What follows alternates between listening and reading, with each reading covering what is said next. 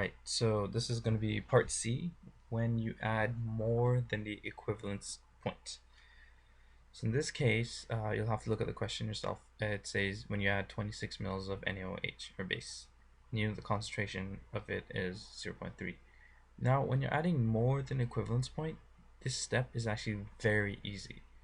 All you need to do is worry about how much more you're adding. So for example, we know that the equivalence point is 25 mils, and we're adding 26 mils. So for this case, we are adding exactly 1 mil extra. Now 1 mil of what are we adding? Well, we're adding 1 mil, we're adding base, right? So volume of OH is equal to 1 mil. Well, what's the concentration? Concentration is 0.3. So how much moles of OH are we adding? So that's the first thing you need to calculate. So the moles of OH that we're adding, in this case because we're adding strong base, is the volume in liters times the concentration in moles per liter, and it'll give you, so the moles of OH we added was 3 times 10 to the negative 4. Now we've added this much moles. Now we can calculate how much concentration we have actually in the flask of OH. Well, we know the moles of OH in the flask is this much, and the total volume is, well, 25 from the original and 26 because we added 26, so total volume is 51. So really, concentration is just moles over volume, which is just the moles of the OH added divided by total volume, which is 5.88 times 10 to the negative 3. So this number is actually the concentration of OH. Simple as that. And once we know the concentration of OH, well, then we just find POH, which is negative log that number, which is 2.23. And then pH is just basically 14 minus that number, which is 11.77. And if you check your book, that answer is correct. So in summary, all I'd like to say is that in the last part is this drawing. So hopefully you guys can do that yourself. You just have to make a table and just draw the curve. Anyways, what I want to say was there's really 3 really easy parts in it. If this is a 5-part question, A to E, the easiest part is the first part, which is initial. That is just a simple ice table. You just go and do it, and I'm sure all of you guys know how to do that.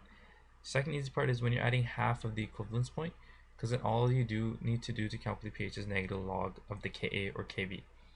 Third easiest part is when you're going past the equivalence point. Because see, in these 3 points, we really don't need to do like ice tables, well, except for the first one, but the first one is a very easy ice table. When you're adding half of the equivalence point, you don't do an ice table, and when you're going above the equivalence point, you don't do an ice table. All you do is calculate the moles of OH added, then divided by the total volume, and that's your concentration of OH, and then that's it. Negative log of that will give you POH, and then pH is 14 minus that number. So I hope you understand. So we literally, in a 5-part question, 3 of them are very easy. So if you can't get, like, say for example B or the volume at equivalence point, because those ones are a little longer, you should be able to get at least part A.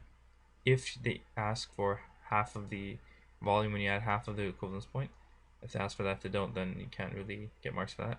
But you should be able to skip to the end and get the marks for the past the equivalence point, because really you don't need any information in the middle, because each of these parts is like a question on its own. You really don't need any previous information to do any of the part. You can literally do part C without knowing part A.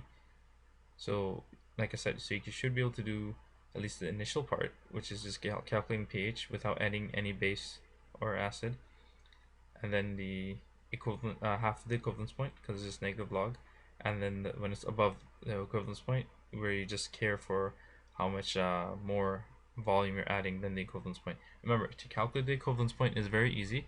I suggest you can do that in the very beginning step. I think it was in part 2 of the video where I do that. Yeah, so you can refer back to that if you forgot how to calculate the volume needed for equivalence point. Alright, thank you. Good luck on your quizzes.